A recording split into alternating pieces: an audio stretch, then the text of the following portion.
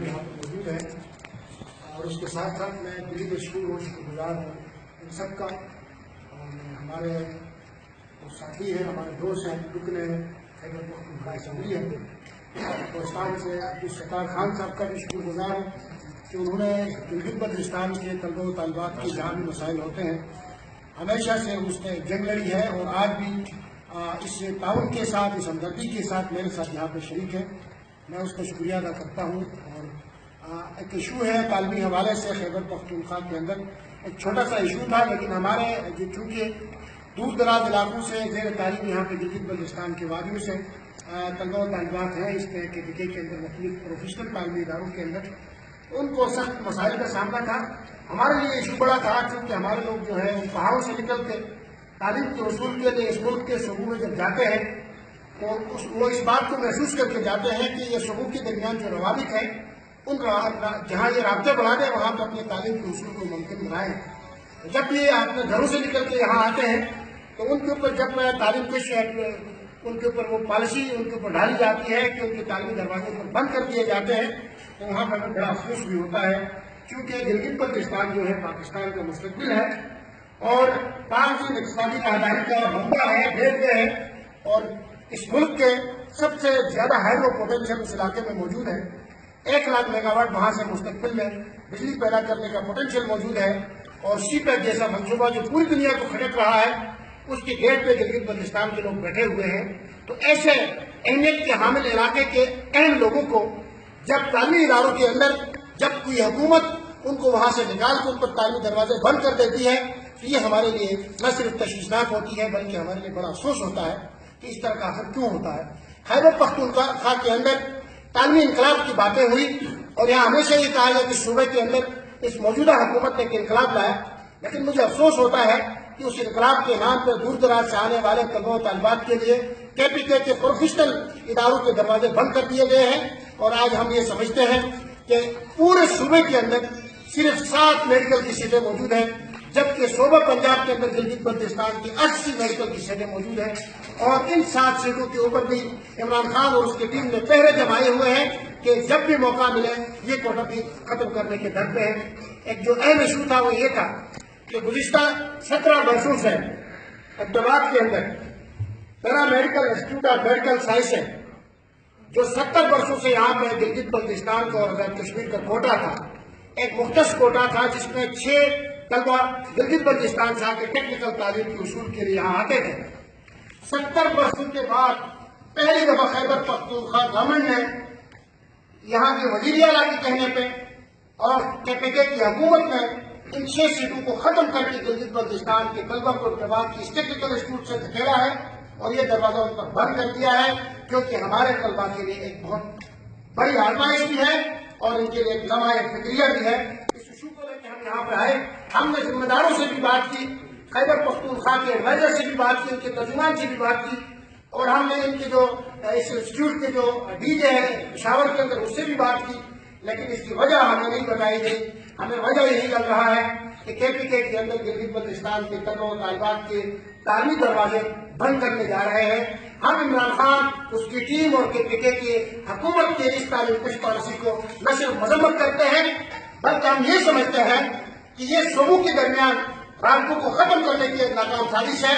اور صوبوں کے درمیان دوریاں پھیلانے کی ایک ناکام سازش ہے. آج ان کو یہ معلوم نہیں کہ گلگت بلتستان ایک مخصوص جغرافیائی حیثیت کے ساتھ ایک مخصوص کنسٹیٹیوشنل حیثیت بھی رکھتا ہے جو دنیا کو پتہ ہے اور تنازع کشمیر کے ایک اہم فریق ہونے کی وجہ سے ایک مخصوص پوزیشن ہے گلگت بلتستان کی اور اس مخصوص پوزیشن کی وجہ سے اقوامی تعمیر کا دائرہ گلگت بلتستان میں نہیں ہے اور اس مخصوص پوزیشن کی وجہ سے گلگت بلتستان کے حوالے سے جو مخصوص کوٹے ہوتے ہیں وہ دیگر صوبوں کی طرح وہاں نہیں ملتے. اس لیے اس ملک کے دیگر جو صوبے ہیں ان کے تعلیمی اداروں کے اندر موجودہ حکومتوں نے ہر طور پر مخصوص کوٹے مختص کیے ہیں، چاہے وہ انجینئرنگ کا ہو، چاہے وہ میڈیکل کا ہو، چاہے وہ ٹیکنیکل ہو، چاہے وہ پیرا میڈیکل ہو. لیکن بدقسمتی سے پہلی دفعہ KPK حکومت نے ایک ایسے منصوبے کو، ایک ایسی پالیسی کو آگے لے کے آئی ہے کہ گلگت بلتستان کے اندر ایک مایوسی پھیل گئی ہے. میرا تعلق بھی MLN سے ہے، اگر میں بات کروں تو لوگ یہ کہیں گے یہ تو PTI پہ تنقید کر رہا ہے، لیکن گلگت بلتستان کے PTI کے ورکر سے پوچھا جائے کہ پیرا میڈیکل انسٹیٹیوٹ احمدآباد سے 70 منصوبات یہاں کا کوٹا ختم کرنا مجھ سے زیادہ ان کے لیے تشویشناک ہے۔ وہ یہ سمجھتے ہیں کہ یہ ایک مضبوط فیڈریشن ہے لوگوں کا، اس کو ختم کرنے کی ایک سازش ہے، اور مزید جو پروفیشنل ادارے ہیں چاہے پشاور میں ہے چاہے دیگر علاقوں کے اندر ہے، ان میں بھی ہمارے طلبہ و طالبات کے لیے دروازے بند کیے جا رہے ہیں۔ ہم اس عمل کی مذمت کرتے ہیں، ہم مطالبہ کرتے ہیں ان انقلاب کے بادشاہوں سے جو انقلاب کے نعرے لے کے آئے ہیں، جو تعلیم کے اندر ریفارم کے متعارف کرانے کے ڈھونگ رچایا ہوا ہے، ہم ان سے آج مطالبہ کرتے ہیں گلگت کی پہاڑوں سے یہاں آ کے کہ آپ نے آخر یہ 6 سیٹیں جو پیرا میڈیکل انسٹیٹیوٹ احمدآباد میں جی بی کے لیے مختص تھی، ان کا دروازہ ان طلبہ کے لیے کیوں بند گیا؟ آپ ان کے انقلابی تھے، آپ ایک مضبوط فیڈریشن کی بات کرتے تھے، آپ ایک خوشحال اور باوقار پاکستان کی بات کرتے ہیں، آپ انقلاب کی بات کرتے ہیں، تو کیوں آخر ان دور دراز فلک بوش پہاڑوں سے آنے والے وہ بغیر وردی کے سپاہی جو ایل او سی کے اوپر بارڈر کے اوپر 1947 سے لے کر آج تک اس ملک کی دفاع کرتے ہوئے کئی لاشیں وہاں پہ دفن ہو چکی ہیں، اور مزید بھی ہم اس ملک کے استحکام و بقا اور اس کی دفاع کو اپنا فرض سمجھتے ہیں؟ کیا دیگر صوبوں کو اتنی بھی اہمیت نہیں؟ کیا دیگر پروونسز کے اندر اتنی بھی گلگت بلتستان کے لوگوں کی وہاں کے پوٹینشیل کی اور مستقبل کا اصل اکنامیکل پاکستان جو گلگت بلتستان بننے جا رہا ہے، کیا ان کو پیچھے دھکیلا جا رہا ہے تعلیمی میدان میں؟ آج صوبہ پنجاب، میں پنجاب کی اس لیے تعریف نہیں کرتا، پنجاب کے اندر گلگت بلتستان کے میڈیکل کی 80 سیٹیں موجود ہیں میڈیکل اداروں کے اندر، اور پورے کیپیٹل میں گلگت بلتستان کی صرف 7 سیٹیں ہیں۔ اسی طرح کشمیر ہے، اسی طرح اس کیپیٹل کے اندر اور بھی علاقے ہیں، کوستان ہے، کوستان کی جو ہے وہ اور علاقے ہیں، ان کو دور دراز ہونے کی وجہ سے بہت سارے مسائل کو ان کے قلبوں کو سامنا ہے۔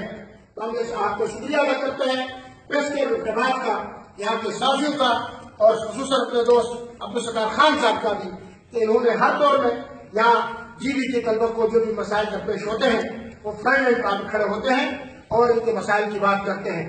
آج میں آخر میں 2 گزارشات کے ساتھ آپ کا ٹائم لے لوں گا، وقت کی نزاکت کو سمجھتے ہوئے، کیونکہ ہمارے طلبہ کے قرض کی ایک بےچینی کی اس حوالے سے، اور مجھے بہت زیادہ انہوں نے اپروچ بھی کیا تھا، حکومت کو اپروچ کیا، ہم نے پرویز خٹک سے بات کرنے کی کوشش کی،